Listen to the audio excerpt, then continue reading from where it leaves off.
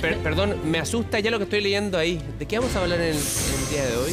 Aunque usted no lo crea, vamos a hablar del más allá y el más acá. ¿En serio? Porque hay personajes de la historia, de la política, de la ciencia, de la literatura, que no solo se dedicaron a los asuntos de este mundo, sino que tenían pitutos y contactos con el otro mundo a través de mediums, de escritura automática, de mesas que se movían. ¿Ouijas y cosas así? No, eso pasó a No, moda, es una pero película. sí, imagínate que tú entras en trance y diagnosticas enfermedades, preguntas qué va a pasar con una revolución en libertad, tomas decisiones vitales, todo eso lo vamos a estudiar porque no todo es racional en la historia, chiquillos. Grandes personajes de nuestra historia que practicaban espiritismo, brujería. Veíamos incluso la imagen de Arturo Prat. Próceres también. Vamos a ver en la nota y ahora conversamos en profundidad con la maestra. Un Adelante. 7 en la nota. Vamos. Arturo Prat.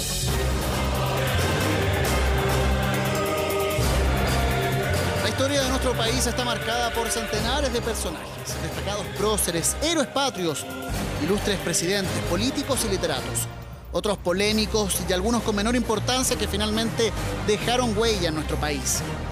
Pero generalmente lo que conocemos de estos personajes es la arista que los posicionó en el recuerdo eterno de todos los que nacemos en esta larga y angosta faja de tierra. Sin embargo, eran seres humanos mucho más complejos y tenían más que contar. Lo que sabemos de Arturo Prat es gracias a que una de las páginas de la historia heroica de Chile lleva su nombre. La página que encierra la más admirable de las gestas, dar la vida por la patria. Arturo Prat es el símbolo de la abnegación y la renuncia de sí mismo en favor del amor por su país. Pero Arturo Prat Chacón tenía otra faceta que había estado oculta hasta hace poco tiempo. Era un asiduo practicante del espiritismo. Pero, ¿de qué se trata esta práctica? En general se relaciona con esa posibilidad que se cuenta de que los muertos, los espíritus de los muertos, puedan tomar contacto nuevamente con los humanos en determinado tipo de circunstancias, cuando hay recurso a ellos por parte de humanos, siguiendo ciertos procedimientos que dentro del campo del espiritismo están más o menos establecidos. Las costumbres espiritistas en nuestro país adquieren relevancia pública en la década de 1870 y surge a partir de la traducción del libro del francés Allan Kardec, máximo referente doctrinario del espiritismo. Del siglo XVII, creo yo, que hay noticias acerca de que de este tipo de práctica, de relación con el mundo de los muertos, con los espíritus de los muertos, se estaba realizando en nuestro país. Esta práctica era ejercida por gente de la élite chilena, ligada a la Belle Époque. Los primeros y mayoritarios miembros de los clubes y círculos del espiritismo chileno fueron hombres y mujeres que poseían un alto nivel intelectual y una tradición sociocultural de la élite. Lo que el espiritismo prometía a sus seguidores era la idea de domesticar a la muerte para tranquilizar la conciencia de los mortales, buscar consuelo en la vulnerable ciudad de los vivos. Y por estos círculos no solo pasó Arturo Prat, sino que también su esposa Carmela Carvajal, el célebre educador Eduardo de la Barra y otros destacados poetas y escritores. Pero en estos círculos del espiritismo tenía que haber una persona capaz de romper la barrera entre la vida y la muerte. Entrar a ver qué hay más allá y establecer un puente entre el mundo de los muertos y de los vivos. Las personas con esta capacidad son conocidos como medium. Aquel o aquella persona que tiene poderes especiales que le permiten establecer la conexión, la relación con el espíritu de los muertos y traerlos para que se expresen acá en el entorno de quienes están buscando comunicarse con ellos. Uno de los medios más importantes de Chile fue Jaime Galté, abogado, académico y masón. Galté estaba conectado con la alta esfera del poder de Chile en los años 50.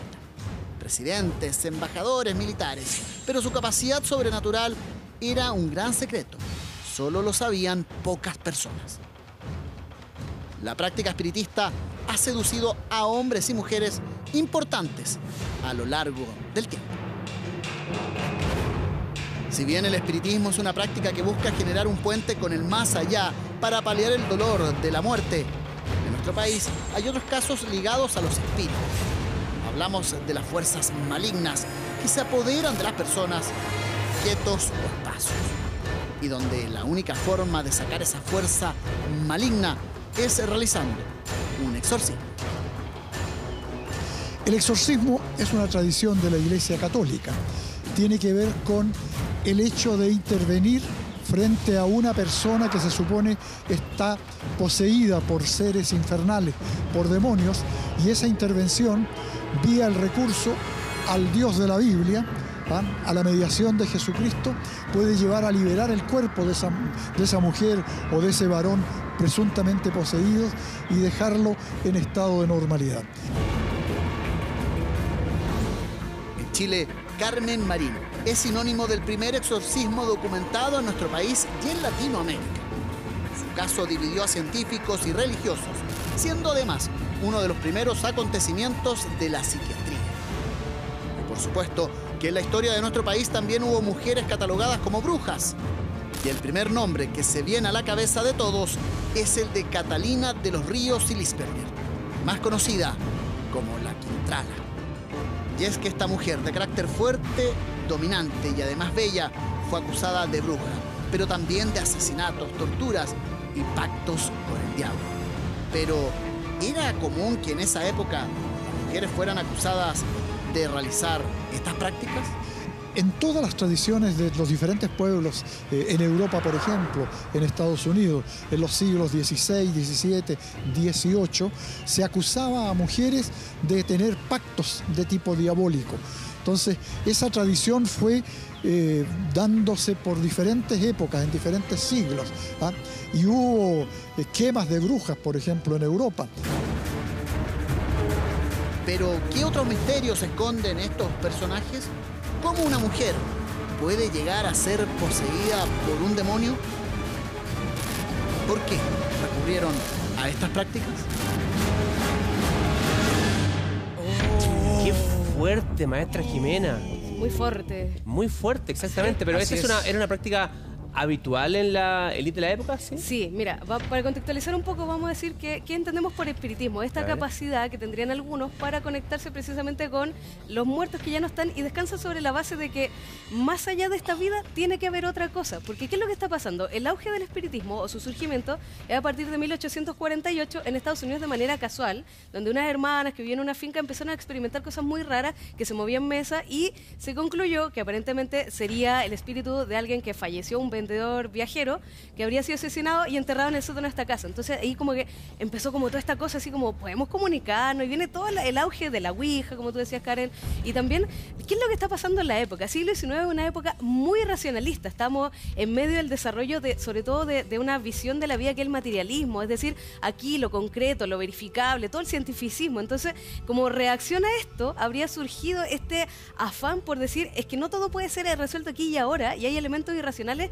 que no los puedo controlar, aun cuando los elementos sobrenaturales siempre han estado presentes en la historia. ¿Pero y qué se buscaba con el espiritismo entonces? en Varias particular? cosas. Mira, fíjate que, bueno, en principio en los círculos, porque esto fue muy de elite, no es como uno podría decir así como del mundo popular. El mundo popular tenía sus propias expresiones que no estaban tan ligadas al espiritismo, porque ¿qué es lo que pasa? La gente educada de la época decía, no, todo es racional. De hecho, por eso no era tema cuando uno estudia Arturo Prat, a uno le sorprende así como espiritista, Sí. aun cuando hay muchos otros que los vamos a mencionar, porque para la historiografía quería ser científica y en general toda la ciencia quería así como ser bien empírica, lo mismo que hablaban de la endemoniada de Santiago. Entonces esto como que no cae en el esquema.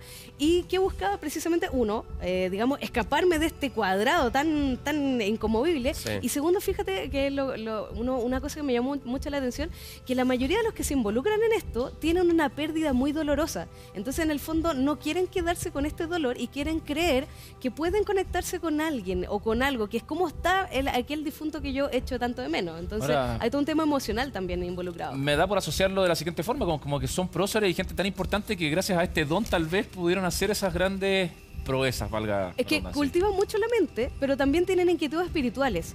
Que, digamos, en el común, así como en la calle, ¡ay, qué atroz! Aparte que recordemos que todavía la influencia de la Iglesia Católica más dura, como ese pensamiento más, digamos, monolítico, está muy fuerte, era muy condenado. Entonces, esto también era una privatización, como dice un autor, de la espiritualidad. En el fondo, yo puedo hacerme cargo sin necesariamente tener que acudir a misa, al cura, ¿sí?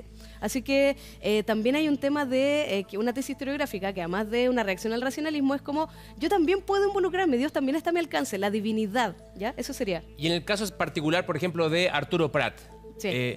¿cómo llegó a practicar espiritismo? Fíjate que es muy interesante ¿Por qué? porque la semana pasada, ¿no es cierto?, lo veíamos en el billete, Sí, la sí, gesta claro. heroica, entonces vamos a tener que ponerle Después la ahí peluca. una cosa distinta, ¿no?, en el billete. Fíjate Arturo tú Prat. que Arturo Prat es sobrino de Jacinto Chacón, que es precisamente uno de los padres fundadores del espiritismo en Chile. Y él, usted sabe que sus padres mueren bastante jóvenes, entonces es como medio adoptado por la familia. El tío con su esposa fueron de los primeros médiums reconocidos en Chile, los padres del espiritismo chileno, y en Valparaíso ellos la llevaban en esta cosa. Entonces él desde muy joven empezó a conocer este mundo espiritista.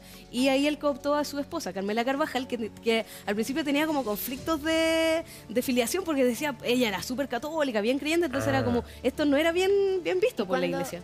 Cuando fallece Arturo Prat y Carmela ya estaba iniciada en el espiritismo. Sí, estaba ¿Y bastante ella iniciada. se quiso comunicar en algún minuto? con Absolutamente, de hecho mucho antes que del fallecimiento de Arturo Prat, ya en 1875 ellos ya están involucrados de lleno. Ella fue educada, como que recibió todo un entrenamiento y me cabe la duda, no lo podría asegurar, pero pareciera que ella también hizo de medium en algunas ocasiones, y ellos dos, fíjate que lo que decía, esta constante del dolor emocional. Ellos fallece una hija muy, muy guaguita, la Carmelita. Cuando Arturo Entonces, no estaba, de hecho. Claro, de hecho, y eso le dolió mucho a Arturo Prat. En las cartas él está muy afligido por esto, y ahí empiezan como más intensamente con esta actividad, por lo menos Carmela Carvajal. Arturo ya la conocía hace rato, y lo otro que incluso se cuenta que Carmela Carvajal hizo unas consultas porque estaba enferma, y en una de las sesiones se contactan con Dr. Hahnemann, el fundador de la homeopatía, y Carmela le escribe, ¿sabes qué, Arturo? Tengo algunas dudas, y Arturo decía, obedécelo, o sea, es obvio que tienes que obedecerlo. Entonces, aquí hay una actividad súper intensa. De hecho, uno de los círculos espiritistas, que ahora cambió su nombre,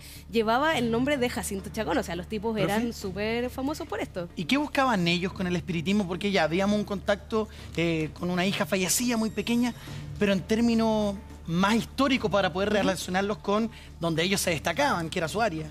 Mira, era en parte moda, en parte búsqueda espiritual, porque además Arturo Prat, al contrario de Carmela, creía en algo divino, pero no le ponían nombre. Entonces es muy ilustrado, muy de la época, porque además sabemos que él no solo era marino, también abogado. Entonces como que es una vía de escape para toda esta cosa tan cuadrada, tan cúbica. Y como les decía, era realmente, si tú eras de la elite, era algo que tenías que hacer. Te daba estatus. Sí, pues ciertamente, te ubicabas, era un tema de conversación, o sea, eran famosas las sesiones espiritistas en la casa de los Pero los rituales de esa época son similares a los que podemos ir como encontrando hoy día cuando se habla de este Mira, mismo tema. fíjate que el espiritismo a la chilena es muy interesante, porque en el mundo anglosajón, Estados Unidos, Europa, se transformó como en un business, en un show business, Como en los un Warren. espectáculo, claro, y ahí las mesas voladoras. En cambio, como que en Chile encontraba que eso era poco glamoroso. ¿Cachai? Estas mesas, Qué ordinario. qué ordinario, qué Ay, roto. ABC One, ABC Sí, One. claro, muy poco ABC One. Entonces, acá era como más tranquilo, más reposado. Además, recuerde que todavía constitucionalmente Estados Unidos, hasta 1925, Iglesia Católica y Estado. Por lo tanto, no era así como, voy a hacer espiritismo, sino que era algo más interno, muy reposado. ¿Era tabú?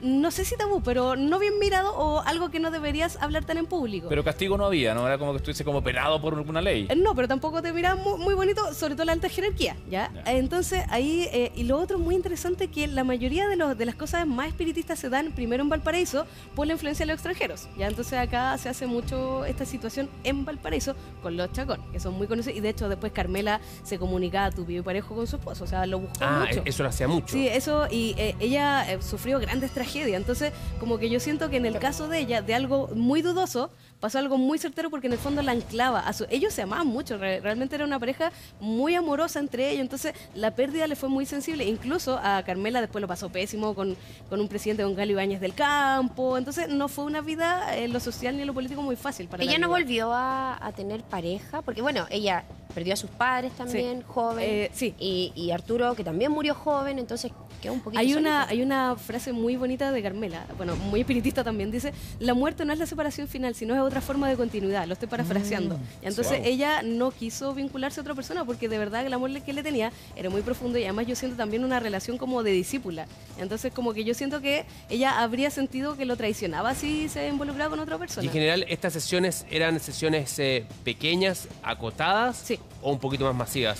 Habían como dos tipos de sesiones según lo que estuve investigando. Una en el ámbito más doméstico, con la familia, y otros como en círculos espiritistas. De hecho, el tío de Arturo Prat funda una revista, funda una liga, era masón, entonces había como un espiritismo indoors y otro outdoors. Así como dependía de como lo que queríamos lograr en esta situación. ¿Y utilizaban el espiritismo en las guerras, por ejemplo? Arturo Prat habrá hecho una sesión como para saber cómo le iba a ir, como para ver el futuro ¿Sabes también. que le estuve dando vuelta a eso? Y yo siento que, claro, uno dice, Arturo Prat, perdiéndolo todo, ¿por qué se tira? Bueno, Claro. uno, era una estrategia y ya está súper en desuso.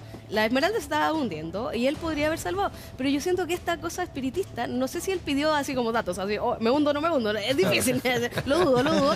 Pero sí esta esperanza en que esta cosa, la reencarnación, como que se la tomó mejor la muerte. Es como una reacción y reenfocar la muerte, como que no es el final de la historia, ¿te fijas? Entonces, siento yo que el tipo se... Porque querer darlo todo también. Claro, en y batalla. como que yo trasciendo, ¿te fijas? O sea, este cuerpo mortal está bien, mi envase, pero me voy a encarnar porque todo esto funciona con la lógica de la reencarnación. ¿Y Y así qué opinaba la iglesia en ese tiempo de que el espiritismo fuera tan parte de la élite? Porque la élite también era muy católica. Es que esto es muy entretenido porque es como las dos caras de la moneda, porque es una vida espiritual, pero desenmarcada de la estructura habitual, ¿te fijas? Entonces, y también había mucha mujer en esto. Entonces era un espacio, como lo hablamos alguna vez, ¿no es cierto? Era un espacio de expresión de la femenidad. Muchas medium habían, entonces era como, lo tolero, lo acepto mientras no se metan, ¿te fijas? Era como amor y odio esta relación. Y esta búsqueda iba quizás para algunas respuestas para hacer mejor las labores ¿De la chiquilla? o de las personas que participaban, básicamente, Mira, o buscaban comunicarse para tener conexión con ese ser querido que partió. También, era de todo un poco. Ya hacia desarrollado el siglo XX como que es más utilitario el espiritismo. Hasta acá es como algo curioso porque en 1862 se traduce en Chillán la obra del padre del espiritismo Kardec, que es su seudónimo. Entonces, hasta aquí, yo diría hasta 1900 y tanto, 1906, por ahí, es como algo más de curiosidad. Después como que empieza el tono más utilitarista del espiritismo. Profe, Dígame. vamos a hablar de Carmen Marín, ¿no? Sí. Que es la conocida como la endemoniada de Santiago, que es Sí. el primer caso de exorcismo documentado en nuestro país, Sí. ¿no? Sí. Deme un segundo.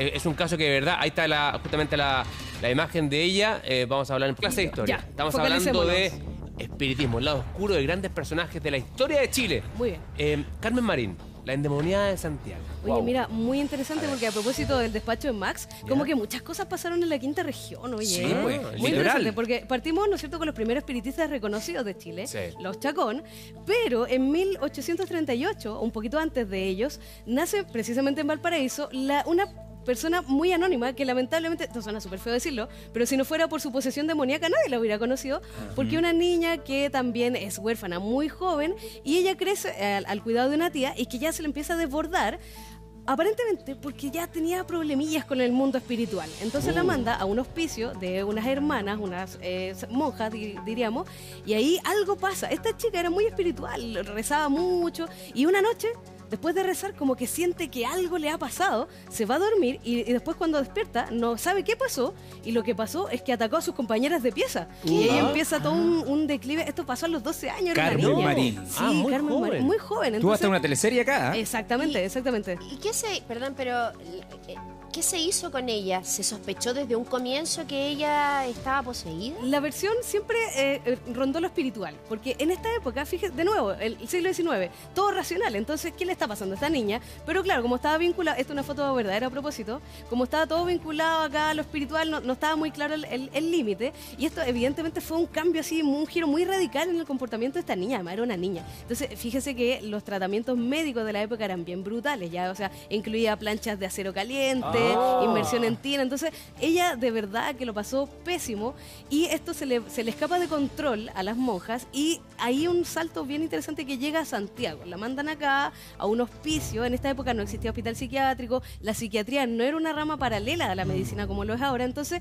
¿qué hacemos con esta niña? Lo que tenían claro es que el comportamiento de ella no era normal, no era humano, porque imagínate, era una chica ya de 14 años y tenía una fuerza sobrehumana, hablaba en varios idiomas y en el vientre, cuando entraban las posesiones, como que se le movía como si tuviera un líquido. Entonces, claramente esto iba a un problema más allá de los médicos y los ataques eran terribles y con lo único que se calmaba, y que eso también lo notaron en Valparaíso, era cuando se leía el Evangelio de Juan, porque ella en algún momento comparte pieza con un chico que estaba enfermo y los papás le leían el Evangelio de Juan y como que veían, se calmó. Entonces era como el único remedio. Entonces esto ya, pero deja un desastre en la sociedad chilena, porque además aquí estamos en plena república liberal, que es donde precisamente el racionalismo se toma y también la discusión de las leyes laicas. Entonces, en el fondo, ¿cuánto nos debemos separar de la religiosidad? Y está esta niña posesa, muy cerca del centro de la moneda, que es un tema. Profe, ¿y qué hacía Carmen Marín? Porque ya atacó a sus compañeras, pero ¿qué más llamaba la atención? Porque uno tiene la imagen de la que camina como araña, que grita, que le cambia la voz. Sí, ¿Sabes qué? No está nada de lejos, y yo siempre lo digo, sorry, pero es que la historia de Chile de verdad que te da para muchas películas. Lo único que le faltó fue como caminar arriba del techo, ¿te fijas? Cambiaba la voz, hablaba en idioma y respondía súper bien las preguntas. ¿Era muy agresiva? Era bien agresiva, era súper agresiva. Entonces ahí estaban como todo el mundo sobrepasado. Incluso, perdón, Marcelo, para terminar la idea, el arzobispo que la visitó al principio era como incrédulo, ya un ataque de histeria, y cuando llegó era como no. Y la visitaron un montón de médicos, incluso un médico español que dijo, esto no corresponde como con los síntomas de histeria, definitivamente tiene que ser algo no humano, demoníaco, lo dijo él. Bueno, que quería saber si estos ataques eran letales o fueron siempre ataques que provocó grandes lesiones, ¿no? Lo interesante es que haya sobrevivido a toda esta situación, porque de verdad que un ser humano no puede resistir tanto al tratamiento que le dieron en principio, como a lo que pasaba, se azotaba, cuentan las crónicas, porque este documento ustedes lo pueden descargar de un sitio web del Archivo Nacional. Tú puedes leer todo el reporte, hay un reporte cortito y otro más largo de 100 y tantas páginas, y es como de verdad del terror, así de Hollywood la cuestión. Porque este fue el primer exorcismo documentado, que quedó una ficha de esto. Precisamente por el contexto en que se da, ¿ya? Porque estamos discutiendo una mirada más laica de la sociedad. Entonces, como que todo esto se quería como racionalizar todo, y esta chica emerge.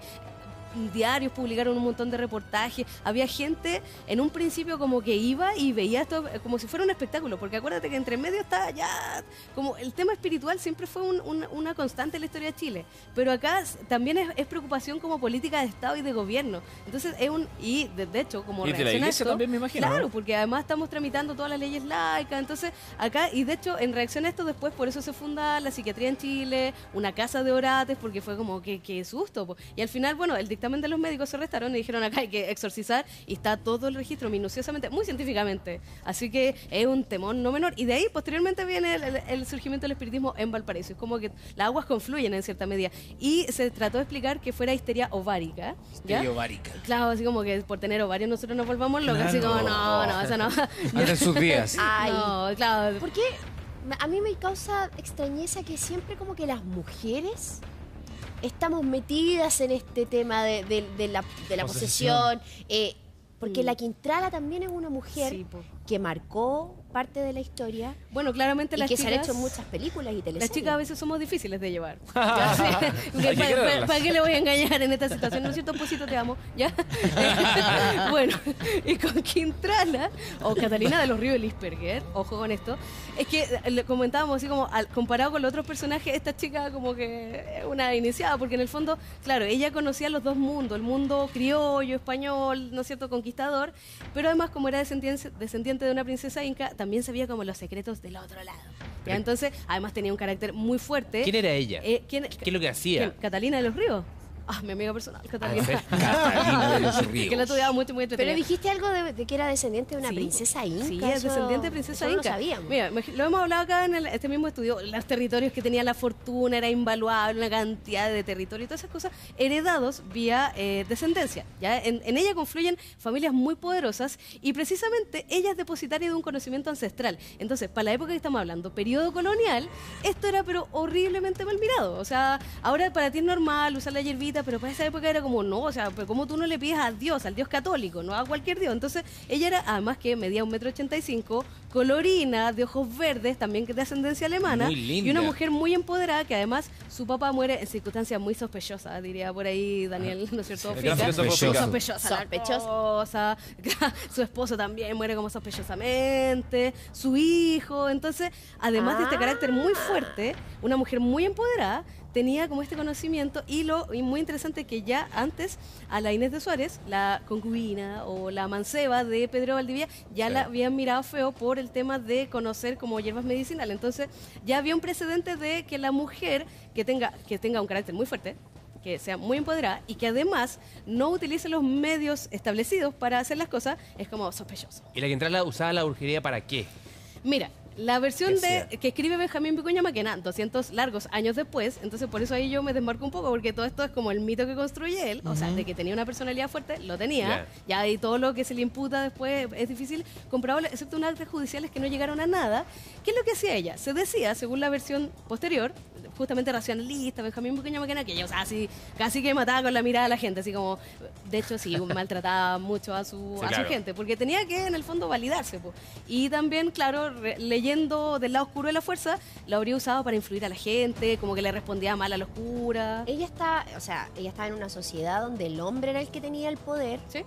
Y en este caso ella fue la única que quedó de su familia y Tenía una estaba a hermana. cargo de muchas cosas. Exactamente, ¿Y tenía es una por eso hermana. que sacó ese carácter? Sí, o sea, le venía de antes, pero las circunstancias la llevaron a endurecerse aún más y ahí está la famosa leyenda, ¿no es cierto?, del Cristo de Mayo. Es como, imagínate, la mujer tenía nada de espacio en el fondo y ella tiene poder económico, el poder está en la tierra en el fondo, grandes posesiones increíbles y además ese poder espiritual, así como que era energizada por una energía que no era de ella. Profe, pero ¿qué brujería habría hecho la Quintrala? ¿Muñequitos con la cara de alguien que le quería eso hacer es muy poco daño? top, eso es muy siglo XX. ¿O sacaba una hierbita, la mezclaba con otra, la metía en una olla, Mal de le daba ojo. una pócima especial? Claro, mira, lo que te puedo asegurar es el muñeco, muy siglo XX. Ya. Ya, así como, no, vamos al siglo XVI. Pasado de la siglo XVI, moda. ya, sí, no, todavía no. ¿Ya? Lo que sí hay certeza, hay un acta judicial que dice que ella habría envenenado a su papá con un guiso misterioso. Ya, entonces, un guiso. tenemos dos Poroto. alternativas. Una carbonara. Con poroto. Claro, una carbonara. Hablan de un guiso. Tenemos dos alternativas. O era muy mala cocinera, o era una Claro. cocinera muy malula. Así, Ah, claro, y no, una no coincidencia. habrá, Eso. perdón, ya me voy a ir un poco ¿Ya? más al oscuro. ¿Ya? No habrá hecho pacto con el diablo esta mujer. Hay mucho, mira, hablaba de eso, ¿no? Si tú, todos nosotros vimos o fuimos testigos de la teleserie, ¿no es cierto? ¿Se acuerdan en los 80? ¿no? ¿Ya? Se planteaba esa tesis, ¿ya? Ahora, muy interesante porque los territorios que a ella le pertenecían en el capítulo final se cortó la luz. Sí, entonces como que pareciera que algo había, pero ahí yo desde la historia no te lo puedo asegurar porque no tengo fuentes. Desde la tradición oral hay mucho que decir ahí, pero nos faltan fuentes para decirlo así como ciencia cierta. La Quintrala, perdona, ¿era una mujer que era todo el rato mala? ¿Era siempre mala? ¿O en algún momento Era mostraba buena. cierta dulzura, se enamoró? Tuvo un amor. tuvo un Sí, amor. igual tenía su Cristian corazón. Sánchez. No, sí tenía su corazón, pero es que era una El mujer romance, cool. herida. Era ruda, era bien vikinga, así hay que Ya. decirlo.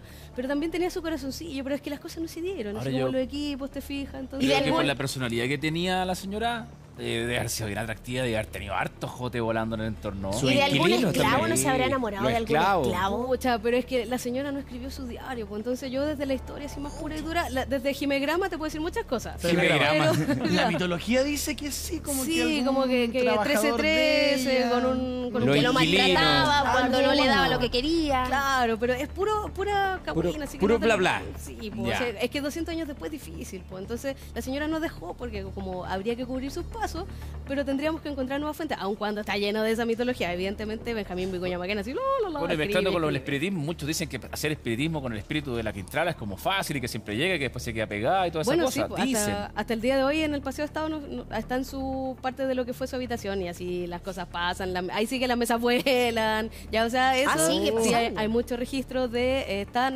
La iglesia donde está el Cristo de Maya. Sí. Ese era el barrio de la Quintrala. Ahí por ahí cerquita está la casa y pasan cosas. O sea. Yo ahí- bajé a las caballerizas. Eso. Sí, Ahí pasan entonces, cosas. usted me puede dar Sí, más es, datos de eso. es bastante tenebroso. Como la dicen verdad. los niños, #brígido. Brígidos. Efectivamente, ¿Ya? profe. Entonces... Oiga, profe, y yendo a la historia un poquito más actual, más moderna, don Enrique Silva Cima también Sí. tuvo vínculos con el Fue espiritismo, literalmente el personaje revelación para mí. Sí, claro. ¿Ya? Bueno, saltemos aquí, Arturo. Las chiquillas coloniales, ya ahí las dejamos ¿Quién tranquilitas. de fuera? ¿Ya? Pasamos a Prat, ¿no es cierto? Al Prat. Y yo quedé impactada porque abogado, muy de clase media. Académico.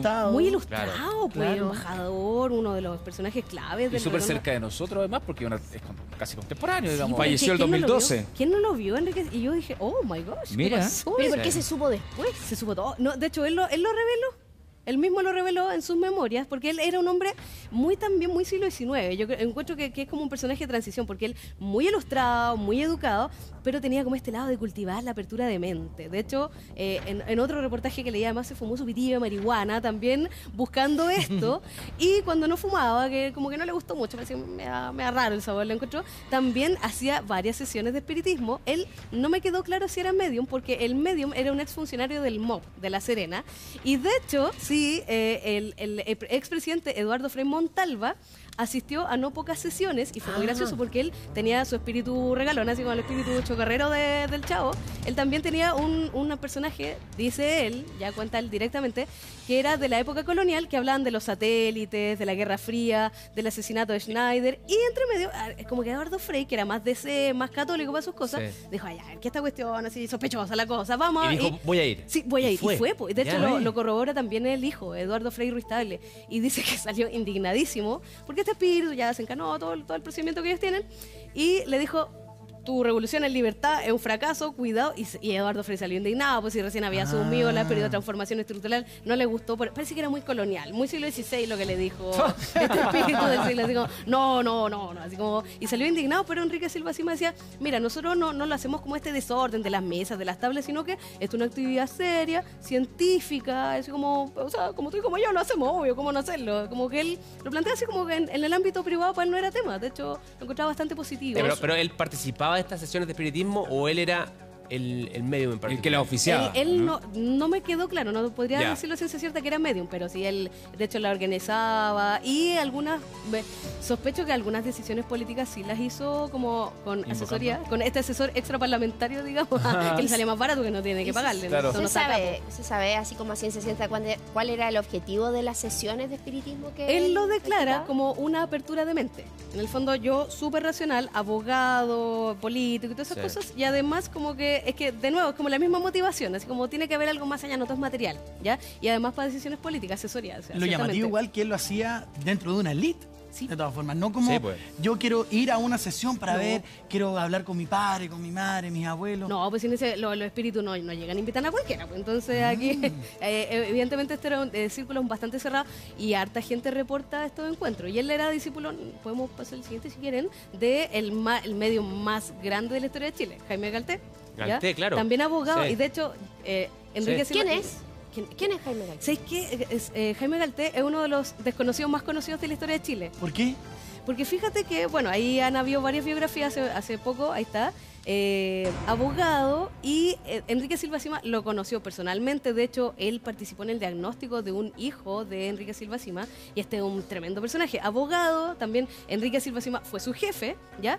Y él entonces va a ser el medium más conocido en la historia de Chile porque, mira, si tú lo ves, no te da la impresión de que es medium. No, y él tiene era una así, cara muy pero especial. Medio un serio, nomás lo veo en la potentísimo. foto. ¿Sabéis qué? Mira, estaba leyendo, de hecho, Enrique Silva Parece Cima como un comenta eso. Simpson, con harto respeto lo digo. Sí, es que ¿sabes qué? Mira, hay gente que Flanders. estudió el rostro y decía, hay cierta gente que es más proclive a hacer esto. Y como esta gente como que tiene caretuto, decía, lo estoy claro. parafraseando, Como con ojos saltones, sí se sí, ve. él Sí. entraba en autohipnosis. Ah, Él era bueno. capaz de autohipnotizarse y era así, yo quedé impactada, así las cosas que leí de él, porque claro, tenía a su lado, igual que Silva Cima, abogado de derecho procesal, una rama muy árida del derecho, una máquina del derecho, y en su otra vida confluía como esto, él se le encarnaban dos grandes como espíritus o entidades, como se le diría, que era un médico que solamente escribía, incluso hay fotos de lo que él escribía y da unos diagnósticos impresionantes, y además otra persona.